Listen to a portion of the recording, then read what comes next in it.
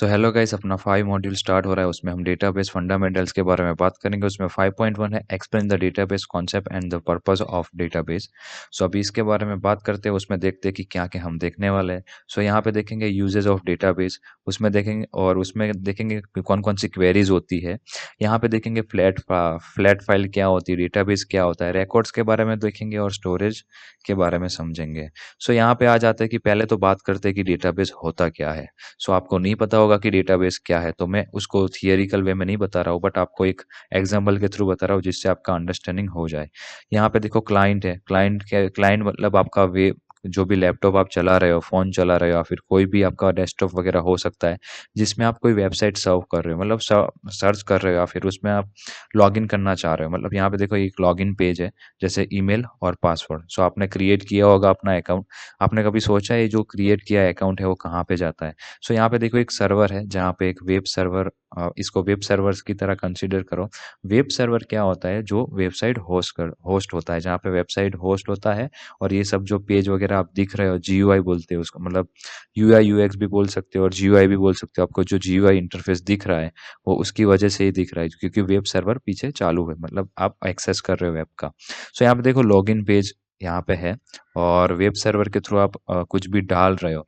सो जो आप web access कर रहे हो वो वेब सर्वर से आ रहा है, बट आप जो इंफॉर्मेशन डाल रहे हो वो वहाँ के जो वो कहाँ स्टोर होती है? वो स्टोर होती है डेटाबेस सर्वर में, जो कि पर्टिकुलर एक अलग सर्वर होता है जहाँ पे अपनी सारी इंफॉर्मेशन स्टोर करते हैं। जो भी अपने वेब प्रोवाइडर है या फिर जो भी अपने वेबसाइट के ओनर है, जो भी है, जो इसके लिए सर्विस भी लेते हैं, क्लाउड में भी सेव करते हैं कोई कोई लोग, या कोई इन हाउस। मतलब क्या होता है कि एक दो सर्वर बनाते हैं, एक वेब सर्वर अलग होता है और एक अपना डेटाबेस सर्वर अलग होता है, जिससे क्या होता है उनको मेंटेन करने में थोड़ा आसानी रहे।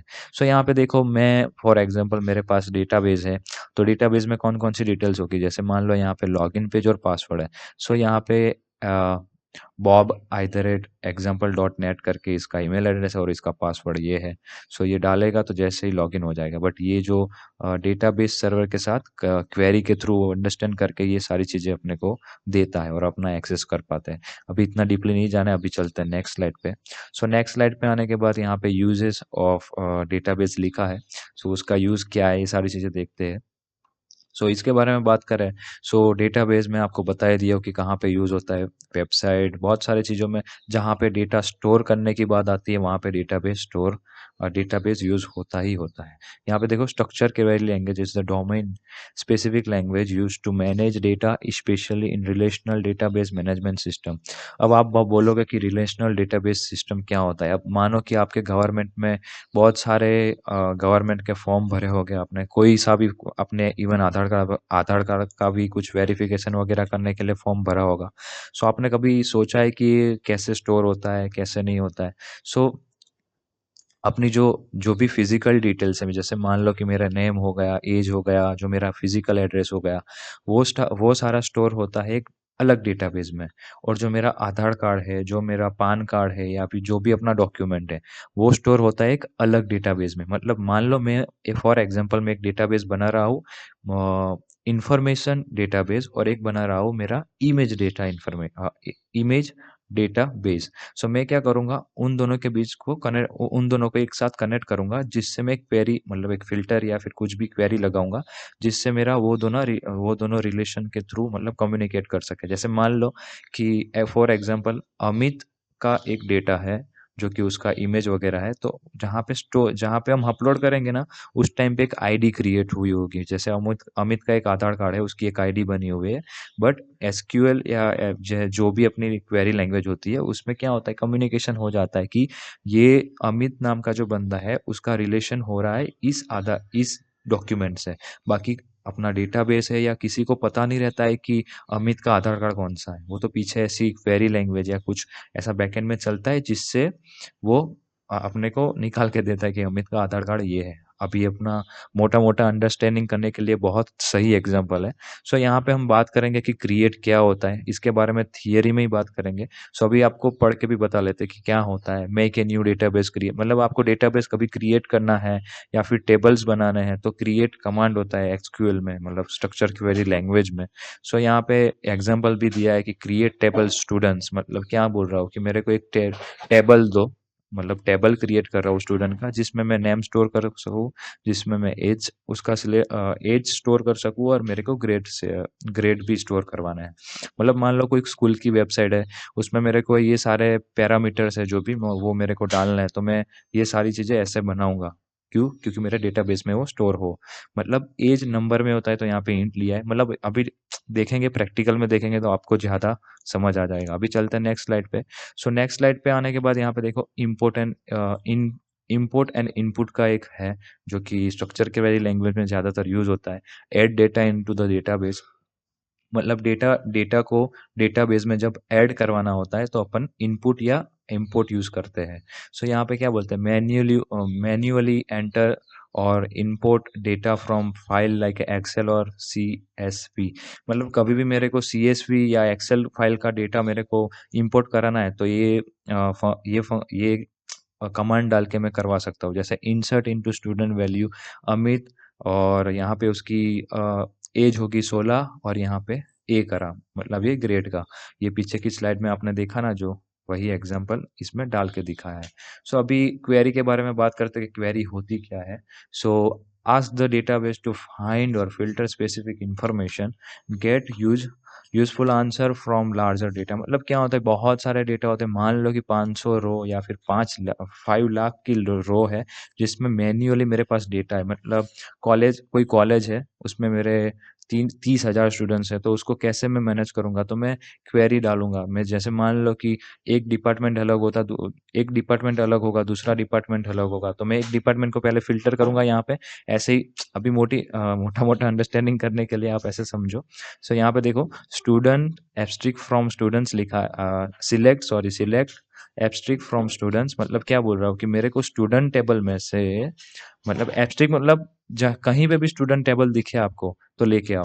मतलब ये स्ट्रक्चर की वेरी लैंग्वेज है, ऐसे मैं समझा रहा हूँ बट आप समझो। सो यहाँ पे एब्स्ट्रिक्ट लिखा, मतलब कहीं पे भी आपको स्टूडेंट टेबल मिले, मतलब मैं डेटाबेस से बात कर रहा हूँ, तो आप मेरे को लेके आओ। और उसमें वेर, मतलब कहाँ पे, जहाँ पे ग्रेड ए हो, मतलब किसी को भी स्टूडेंट टेबल में से ग्रेड ए वाले जो भी बंदे हैं वो मेरे को चाहिए, बस। ये चीजें आ जाएगी, मैं आपको प्रैक्टिकली भी दिखाता हूँ। अभी यहाँ पे देखो, रिपोर्ट के बारे में थोड़ी बहुत बात करते हैं। रिपोर्ट में क्या होता है, कई भी क्रिएट ए रीडेबल समरी और आउटपुट ऑफ योर डेटा। मतलब क्या होता है कि रीडेबल समरी में अपने को दिखाना होता है कहीं पे भी रिपोर्ट, तो अपन दिखा सकते हैं आराम से डेटाबेस के थ्रू। मतलब मान लो कि मेरी कोई वेबसाइट है, जहाँ जहाँ ई कॉमर्स वेबसाइट है, तो वहाँ पे सेलिंग वगैरह होता है मेरा प्रोडक्ट का। तो अभी मेरे को रिलेशन डिसाइड करना है कि क्यों जनवरी में मेरा सेलिंग बढ़ रहा है और फरवरी में से सेलिंग घट रहा है।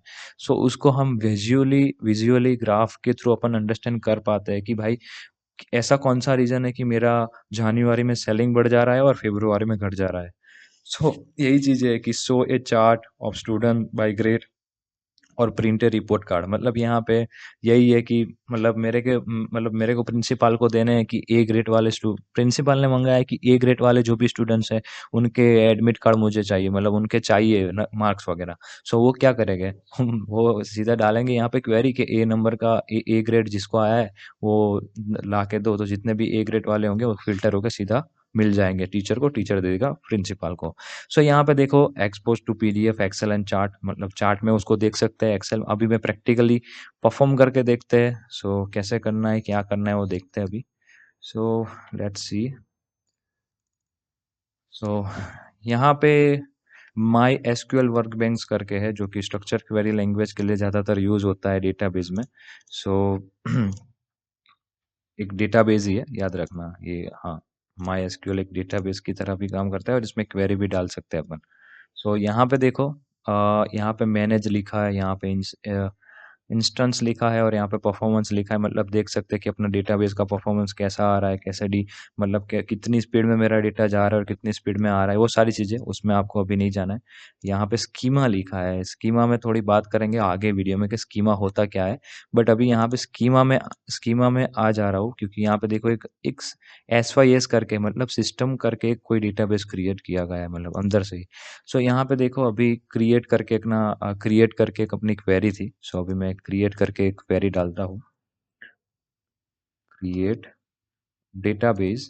डेटाबेस मेरे को क्रिएट करना है ना, तो डेटाबेस और यहाँ पे लिखूंगा स्कूल स्कूल और मैं यहाँ पे लिखूंगा डीबी। डीबी मतलब डेटाबेस, मतलब मेरे को आइडिया रहा है कि स्कूल डीबी करके मैंने कोई डेटाबेस क्रिएट किया है ना। सो यहाँ पे जैसे ही मैं यहाँ देखो ये बिजली जैसा इंसान बिजली जैसा सिंबल है, वहां पे जैसे क्लिक करूंगा, ओके, सो मेरा डेटाबेस क्रिएट हो गया। अब यहाँ पे आपको नहीं दिख रहा है कि डेटाबेस क्रिएट हुआ कि नहीं, मतलब यहाँ पे दिख जाता है स्कीमा में, बट जैसे ही मैं यहाँ पे रिफ्रेश का बटन दबाऊंगा ना, आप देखो यहाँ पे एक डेटाबेस जैसा कुछ आइकॉन आ गया और यहाँ पे दिखा रहा है कि school.db करके मेरे को एक डेटाबेस क्रिएट हो गया है। सो यहाँ पे जैसे मैं ये ऑप्शन में जाता हूँ ना नीचे वाला, तो यहाँ पे देखो टेबल व्यू और फंक्शन के बारे में मेरे को दिखाएंगे। सो यहाँ पे अभी मैं दूसरी क्वेरी डालता हूँ, अपना दूसरी क्वेरी था अपना, देखो ये आपको दिखाता हूँ। अपना पहला ये क्वेरी था कि क्रिएट करना है, अभी क्रिएट ही चल रहा है। अभी हमने पहले क्या किया कि हमने डेटाबेस क्रिएट किया।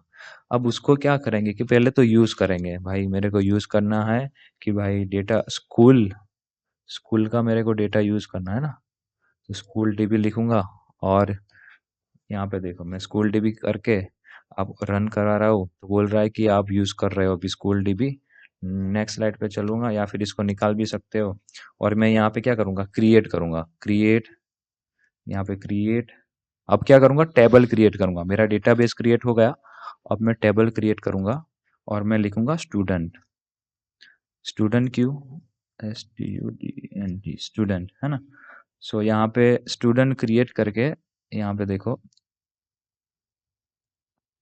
आपको भी इतना डीपली नहीं जाना है कि ये क्या कर रहा है, ये कैसे कर रहा है, ये बट आपको अंडरस्टैंडिंग होना चाहिए कि ये कैसे हो रहा है, जिससे आपको पता चले कि एटलीस्ट ऐसे बनता है सारी चीज़ें। यहाँ पे देखो मैं, मेरे को अभी टेबल में क्या चाहिए चीज़, तो मेरे को नेम चाहिए, पहले तो स्टूडेंट का नेम चाहिए, नेम है ना।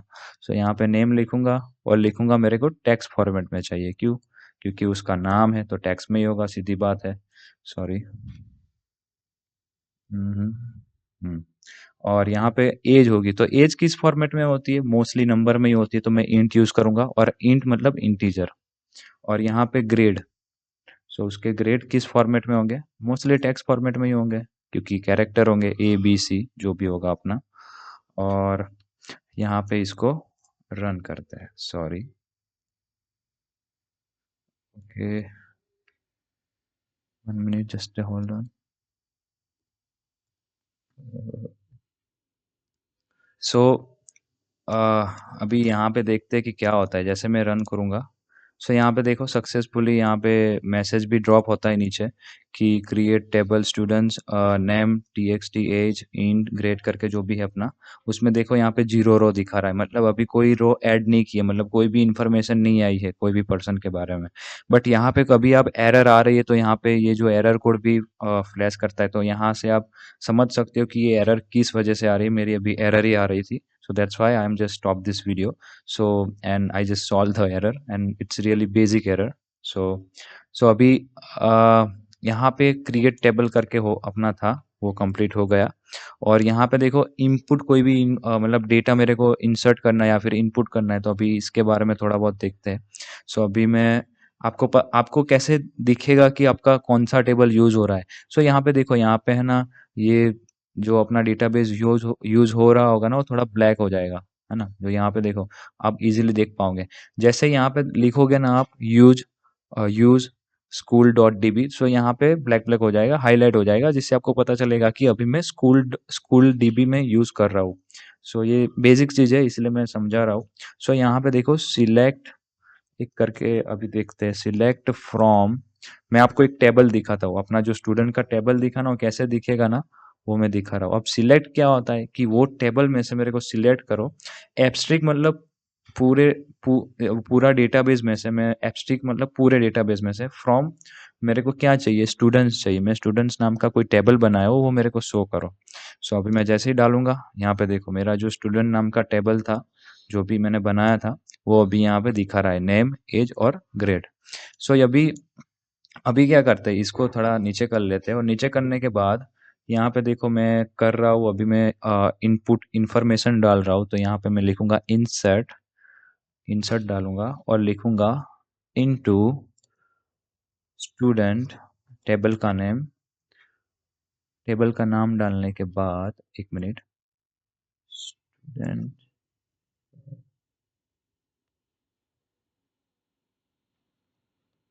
स्टूडेंट का नाम डालने के बाद यहाँ पे वैल्यू डालेंगे अपन, लिखेंगे कि नेम,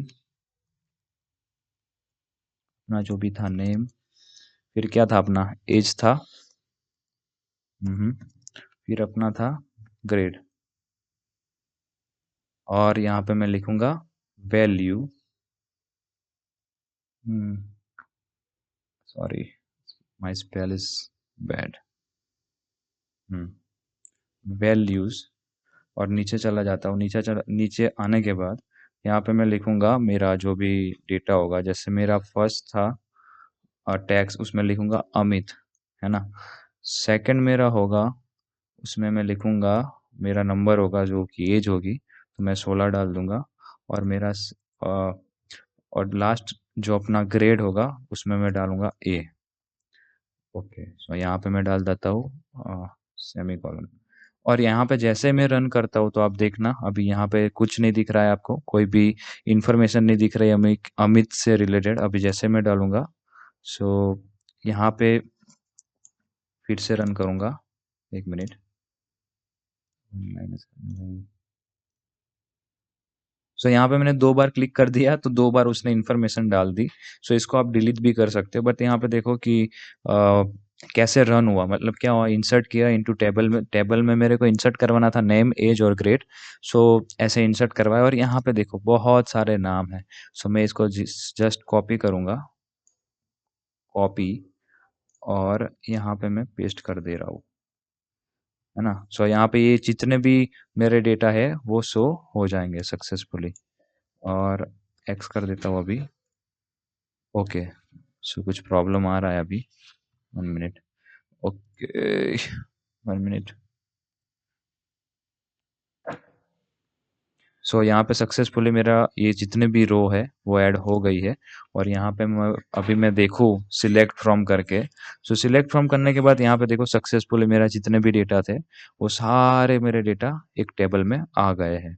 सो अभी अपना कौन सा था, ये इंसर्ट का हो गया। अब क्वेरी डालते हैं कि मैं ऐसा क्या करूँ कि मेरे को ए, जो अपने यहाँ पे बहुत सारे ग्रेड दिख रहे हैं ना, सो प्रिंसिपल को चाहिए खाली ए ग्रेड वाले ही, कि ए ग्रेड जिसको है उनको ही लेके आओ, है ना।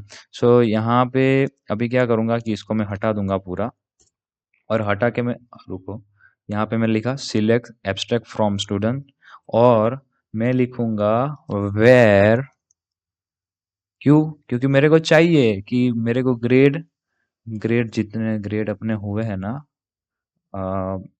Grade is equal to strip में ए, मतलब मेरे को ए ग्रेड वाले पर्सन चाहिए, है ना। सो यहाँ पे देखो मैं जैसे सिलेक्ट किया, अब मेरे को जितने भी डेटा दिए उसने सब ए ग्रेड वाले ही होंगे, देखना किसी भी बी वाला नहीं होगा, है ना, सब ए ग्रेड वाले। यहाँ पे अमित 2 बार क्लिक कर दिया था इसलिए अमित 2 बार आ गया, बट यहाँ पे देखो बहुत सारे जितने भी नाम है वो सब ए ग्रेड वाले हैं। सो अभी चलते हैं दूसरी चीजों पे देखते हैं। अब देखो यहाँ पे रिपोर्ट लिखा है कि पीडीएफ और एक्सेल वगैरह में कर सकते हैं, तो इसको कैसे करना है। सो यहाँ पे देखो, ये देखो यहाँ पे एक्सपोर्ट लिखा है, यहाँ पे एक्सपोर्ट जैसे ही करूंगा ना, सो मेरे को सीएसवी फॉर्मेट दे रहा है यहाँ पे, है ना। सो मैं सीएसवी फॉर्मेट में अभी डेस्कटॉप में सेव कर रहा हूँ, मैं लिखूंगा स्टूडेंट। अब मैं स्टूडेंट्स क्यों लिखूंगा, विथ, मैं लिखूंगा विथ ए ग्रेड, मतलब ए और अपना ग्रेड। मैं ऐसे फाइल सेव किया, अब मेरे को याद रहेगा कि मैंने ए ग्रेड करके कोई फाइल सेव की थी। सो यहाँ पे देखो अभी फाइल बन गया स्टूडेंट विथ ए ग्रेड। अब मैं जैसे ही इसको क्लिक करता हूँ, सो यहाँ पे देखो मेरे को पूरा नाम मिल गया, उनकी एज मिल गई और किन किन को ए ग्रेड मिला है वो मिल गया। सो इसको ऐसे रिपोर्ट कर सकते हो, है ना। अब इसको विजुअली ग्राफ करना है तो आप मैन्युअली देख लो कि कैसे होता है। इसको ऐसे सिलेक्ट करो और यहाँ पे इंसर्ट ड्रॉ, 1 मिनट मैं आपको दिखाई देता हूँ जिससे आपको भी अच्छा लगे विजुअली कुछ होता है तो। सो यहाँ पे देखो हम विजुअली इसको एक बार देखते हैं कि कैसा लगता है जब ए ग्रेड में भी एज के अकॉर्डिंग किसको ग्रेड ज़्यादा मिले। यहाँ पे मैं रिकमेंडेशन चार्ट में जाता हूँ और यहाँ पे ये सिलेक्ट करके मैं ओके कर देता हूँ। तो यहाँ पे देखो विजुअली इसको मैं इसको इजीली विजुअलाइज कर रहा हूँ कि अमित करके उसका 2 बार नाम था, इसलिए ऑब्वियस है कि उसका फर्स्ट ज़्यादा आएगा। बट यहाँ पे देखो बाकी सारे देखो कि यहाँ पे जो दिख रहा है वो आपकी एज है और ग्रेड अपना ए ही है, सबका तो सेम ही होगा। बट एज के अकॉर्डिंग ये इसको ग्राफ किया है कि किसकी एज कितनी ज़्यादा है। तो अमित की सबसे ज़्यादा है, आरव पटेल की थोड़ी कम है उससे, बट उससे उसके बाद अपनी सबसे ज़्यादा एज है दीपक मिश्रा की। सो ये इसके अकॉर्डिंग मेरे को दिखा दिया। अभी चलते हैं अपने ये रिपोर्टिंग वगैरह की बात हो गई, अभी चलते हैं अपने नेक्स्ट स्लाइड में। सो आपको अंडरस्टैंड नहीं हो रहा है बट आपको मोटा मोटा अंडरस्टैंड कराना मैं ट्राई किया हूँ जिससे आपका एक्सपीरियंस और आपको अच्छा लगे थोड़ा कि प्रैक्टिकली ऐसे परफॉर्म होता है। और आने वाले वीडियो में मैं आपको दिखाऊंगा कि कैसे वेबसाइट के थ्रू कनेक्ट होके ये सारी चीज़ें होती है। सो यहाँ पे नेक्स्ट स्लाइड पे आने के बाद यहाँ पे देखो flat file and database file के बारे में थोड़ा बहुत बात करते हैं। सो आपको नहीं पता होगा कि फ्लैट फाइल क्या है, तो let's compare flat file. Flat file is like a CSV and with proper database like MySQL and SQLite based on key features। मतलब यही है कि फ्लैट फाइल्स क्या होती है कि अपना CSV ले लो, ये सारी फ्लैट फाइल्स है। डेटाबेस क्या होता है, डेटाबेस लाइक MySQL डेटाबेस है जो अपना अभी अभी क्वेरी वगैरह डाल के दिखा ना, वो MySQL वो डेटाबेस ही है, पूरा सॉफ्टवेयर है उसका। और मतलब उसमें डेटाबेस क्रिएट कर सकते हैं हम, स्टोर करा सकते हैं सारी चीज़ों को वही। सो यहाँ पे देखो फर्स्ट है अपना मल्टी तो अपना फर्स्ट है मल्टीपल किनकरंट यूजर। सो यहाँ पे फ्लैट फाइल में क्या होता है कि एक ही यूजर, क्या होता है अभी बात करते हैं कि एक ही यूजर फाइल एक्सेस करता है एक ही टाइम पे। मतलब मान लो कि बहुत सारे सॉरी एक फाइल है उसका यूजेस एक ही टाइम पे बहुत बार हो रहा है या फिर कोई कहीं पे एक्सेस हो रहा है। सो वो क्या होगा, करप्टेड हो जाएगा, वो इजीली करप्ट हो जाएगा। सो वही चीज डेटाबेस में क्या होता है, build for multiple user, allow safe and access with user permission. मतलब क्या होता है कि मेरे को किसी यूजर को एक्सेस देना है डेटाबेस का, तो मैं इजीली उसको एक्सेस दे सकता हूँ विथ यूजर परमिशन। सो वो कितने भी यूजर हो सकते हैं, 100 200 जितने भी है। यहाँ पे देखो सो यहाँ पे बात करते हैं स्केलेबिलिटी की। सो यहाँ पे फ्लैट फाइल में क्या होता है, नो स्केबल होता है। मतलब क्या होता है स्केबल, मतलब क्या है, work for small data only, becomes slow और अनमेनेजेबल विथ लार्ज डेटा। मतलब क्या होता है स्केबल, मतलब इसको मापना बहुत कठिन होता है। मतलब फ्लैट फाइल में कंपेयर टू डेटाबेस, डेटाबेस में क्या होता है हाईएस्ट के स्केबल होता है, handle large volume of data across many tables efficiently. मतलब क्या है एफिशिएंटली, सॉरी। सो यहाँ पे क्या होता है कि लार्ज अमाउंट ऑफ डेटा है उसको टेबल या ऐसे टेबल्स बहुत सारे होते हैं। जैसे मान लो कि सबका ये देखो यूजर नेम पासवर्ड ये सारी चीज़ें तो होती है, बट गवर्नमेंट में बहुत सारी और चीज़ें होती है। जैसे पान कार्ड हो गया, आधार कार्ड हो गया, उसका एड्रेस हो गया, फिर उसके मदर का नाम, फादर का नाम, उसकी सर नेम, और बहुत सारे टेबल होते हैं। तो वो उन सारी चीज़ों को मैनेज करने के लिए डेटाबेस का यूज़ सबसे ज़्यादा होता है। सो यहाँ पे देखो स्पीड के बारे में बात करें तो फ्लैट फाइल की स्पीड लोअर होती है। No indexing for quick search, मतलब क्या होता है उसमें इंडेक्सिंग नहीं होता है। जैसे मैंने यहाँ पे सर्च किया ना कि मैं जैसे मेरे को ग्रेड ए वाला ही पर्सन चाहिए, तो कैसे मेरे को फटक से दे दिया। वही चीज़ डेटाबेस में है और फ्लैट फाइल में नहीं है। अब वेराइटी ऑफ डेटा के बारे में बात करें तो फ्लैट फाइल में सिर्फ आप टैक्स डाल सकते हो, नंबर डाल सकते हो। वही डेटाबेस में क्या है, कॉम्प्लेक्स डेटा टाइप्स भी आप स्टोर करा सकते हो। यहाँ पे देखो text file, number, image, data, dates and even documents, जो मैंने बोला आधार कार्ड का एग्जांपल देके। सो यहाँ पे देखो बात करते हैं record storage and data persistent के बारे में। सो यहाँ पे रिकॉर्ड के बारे में बात करें, record is a single row of data in a database और file. It's content related field value for one item और पर्सन। मतलब एग्जांपल की बात करें इन ए स्टूडेंट टेबल, यहाँ पे name is equal to Ravi है, एज 18 है इसकी, और 18 और इसकी ग्रेड है ए। सो ये पूरी लाइन जो है वो एक रिकॉर्ड है। अब स्टोर करते हैं। स्टोर मतलब स्टोरेज के बारे में देखते हैं। Storage is a where data is a physically save like on a hard drive, SSD और cloud can store file, database, apps और ईटीसी। मतलब क्या है कि अपना जो ये भी टेबल जबेर जो भी बना, तो उसको स्टोर तो करना पड़ेगा ना कहीं न कहीं। उसको स्टोर नहीं करेंगे तो वो तुरंत डिलीट हो जाएगा। तो वो टेम्पररी नहीं है, वो परमानेंटली वहाँ पे स्टोर होता है। डेटाबेस में ऐसा मतलब डेटाबेस जो अपना जो बना है वहाँ पे परमानेंटली वो डेटा स्टोर हो जाता है। जो भी होता है मतलब जितना भी डेटा आता है वो परमानेंटली स्टोर हो जाता है, sorry. Without storage without storage without storage data would be lost when power is of.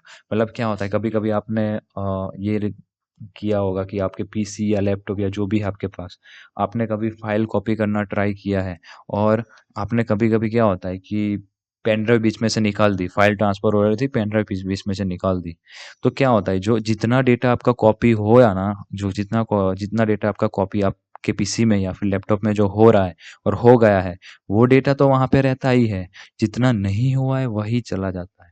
But एक बार स्टोर हो गया तो उसके बाद कभी भी कंप्यूटर ऑफ हो जाए या फिर लैपटॉप हो जाए ऑफ हो जाए या ऑन होने के बाद वो डेटा वहाँ पे ही रहेगा। सो अभी चलते हैं नेक्स्ट स्लाइड पे। तो यहाँ पे देखो डेटा persistent के बारे में बात करें। Data persistent means data stay save even after a computer program और सिस्टम इट्स क्लोज और रिस्टार्टेड। मतलब यही चीज़ है कि रिस्टार्ट या ऑफ या ऑन करते हो तो भी वही डेटा वहाँ पे ही रहता है। It's ensure that your data is not temporary. मतलब डेटा persistent ये इंश्योर करता है कि अपना डेटा जो टेम्पररी नहीं है, परमानेंटली वहाँ पे स्टोर हो गया है। when you save a file in when you save a file or database or shut down your PC, the data it's a persistent because it's say when you turn it back on।